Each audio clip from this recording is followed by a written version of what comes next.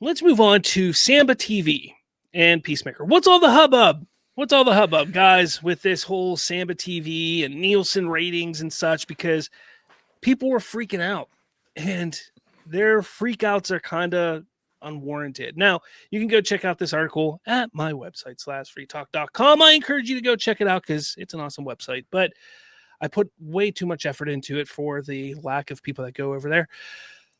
But the thing that I found out, and I literally just did very little research. It didn't take me long to do this research because I'm sure you've probably seen the graphics and everybody talking about Samba TV's number. Samba TV, who takes a look at streaming numbers and they say this show had 750 households watching in 4 days, or 436 households watching in the finale, or whatever it is. Yeah.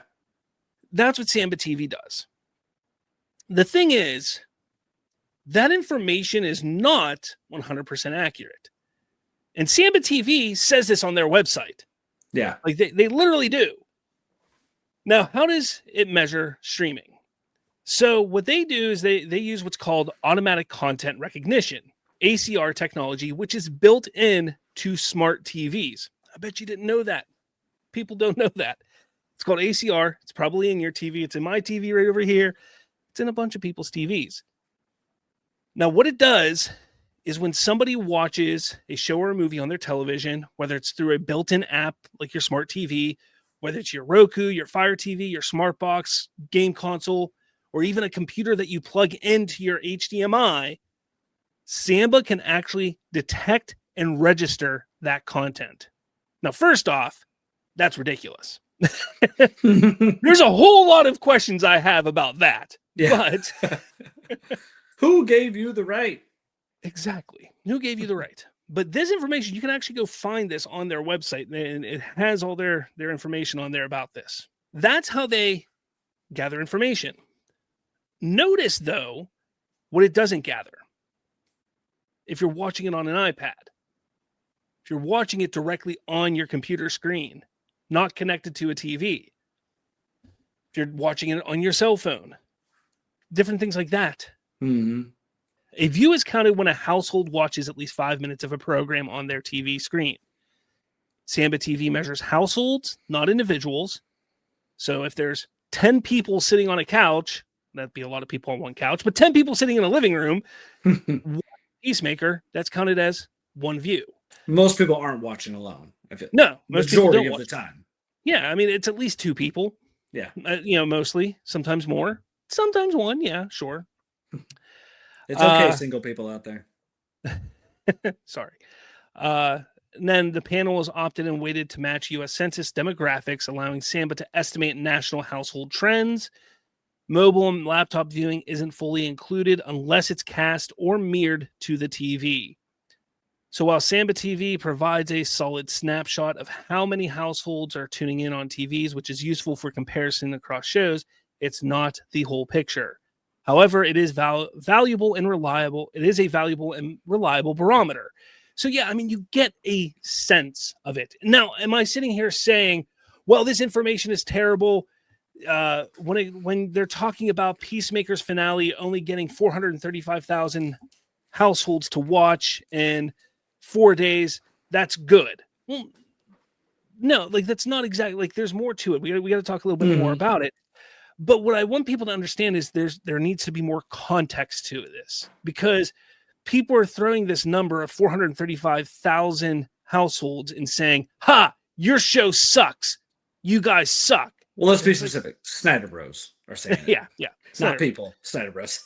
But that's the thing. Like, that's why I always want to make sure that the correct information gets out there, because it's not, 435,000 U.S. households. First off, isn't terrible. And we're going to get into that in a second here. Why? It's an obscure series. Yeah, it is an obscure series. It's an obscure character. I didn't watch season 1.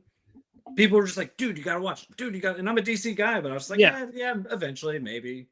Yeah. And I checked it out. I was like, okay, yeah, that was fun. Not everyone watches it right away. Well, exactly. Not everybody watches it right away. Mm-hmm. So comparing to other shows, that's that 435 is actually a respectable figure. But let's dig a little further. The season 2 premiere brought in 712,000 household, which is a 22% jump from season 1's finale. However, as of this writing, so when I wrote this today, I couldn't find any data for episodes 2 through 7. So we have no idea how many views there were for each episode besides the premiere and the finale. But keep in mind, this is an actual fact that viewership drops during a streaming season. It's very common. It's very common for viewership to drop for streaming shows.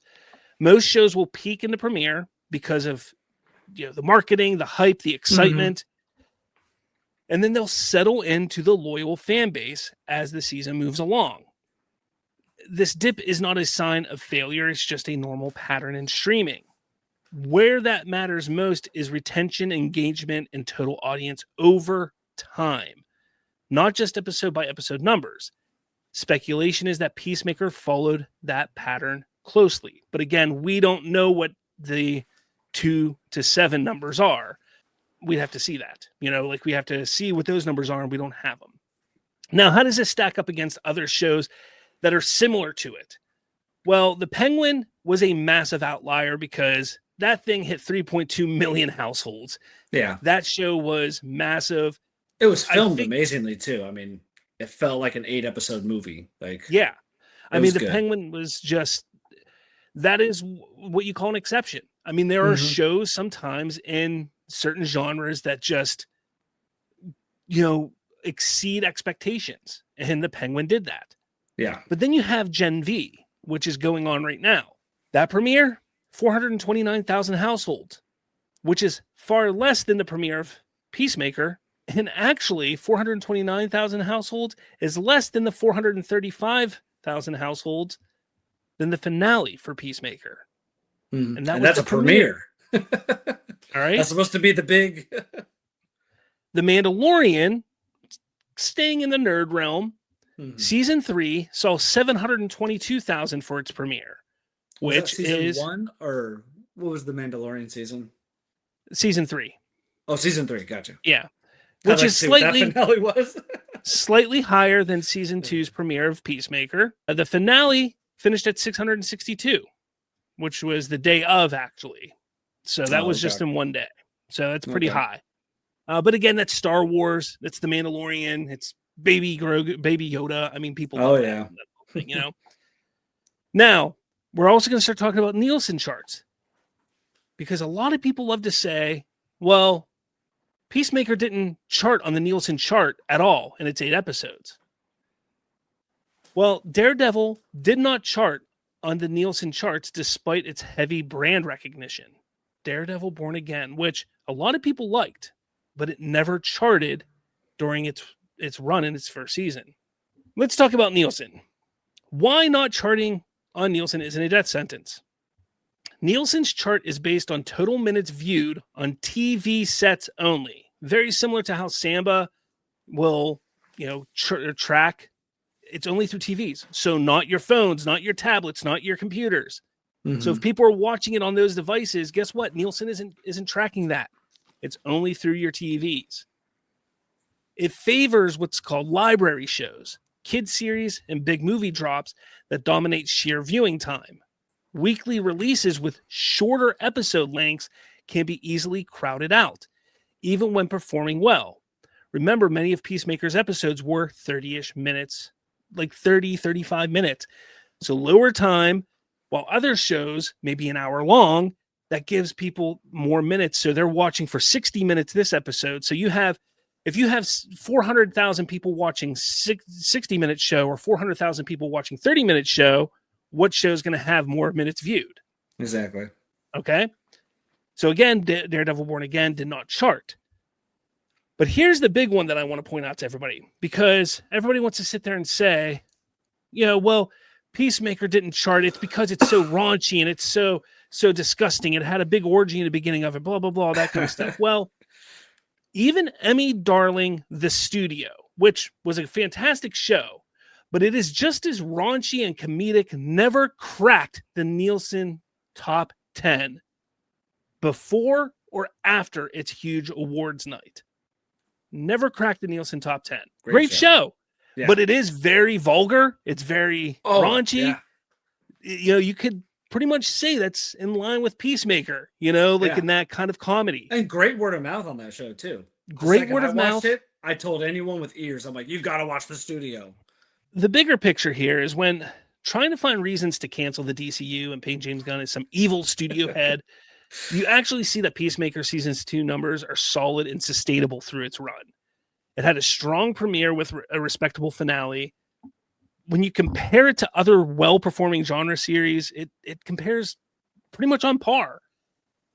The Nielsen absence explained by mythology, not failure, so it makes sense. Like, it didn't chart, but it's understandable that it didn't chart because it's got short episodes and other TV shows like it don't chart. Like, it is what it is. It's a niche R-rated humor that doesn't need blockbuster numbers to thrive either. Like, it's not that kind of show that needs to explode on the Nielsen charts or have crazy viewing numbers. It's not that kind of show.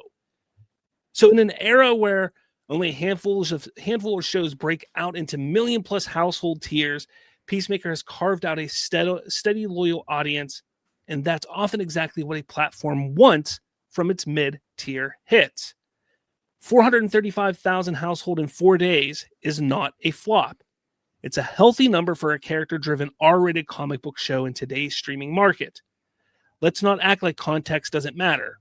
And in context, Peacemaker Season 2 did just fine. Which it did. Like, that's the thing. When you look at how these numbers are determined, how the things break down, you start to realize, oh, well, there's nothing to worry about. Yeah. You know, like, why are people freaking out? Oh, because it looks low. Oh, because it didn't do 1 million views like The Penguin. Oh, because it didn't do. It's the same argument that people had with, oh, Superman didn't make $670 million. It's a flop.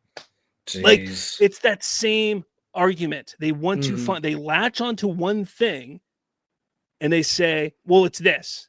It's like, no, you're not looking at the information correctly. Nobody cares if Superman made $670 million. Nobody cares that Peacemaker didn't chart. The studio doesn't care. Like, sure, they would have liked if Peacemaker charted. That would have been great. They would have loved it. But it wasn't necessary. It's not that kind of show. No. You know, everybody says it didn't chart, so it's a flop. Look, there are 10. They're like, it didn't get in the top 10 of the chart.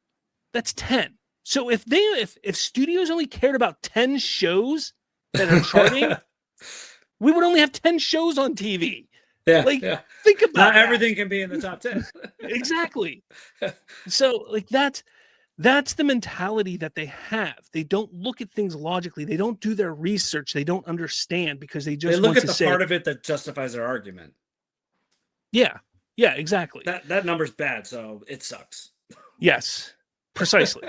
To me, it's like, come on, man. Like, come on. You know? And it's funny because somebody threw up in one of my comments on my videos, like, so are you going to talk about the Peacemaker numbers and how it flopped and is terrible? Are you going to do that? I'm like, yeah, I'm going to talk about the numbers, and it's not going to go the way you think it's going to go.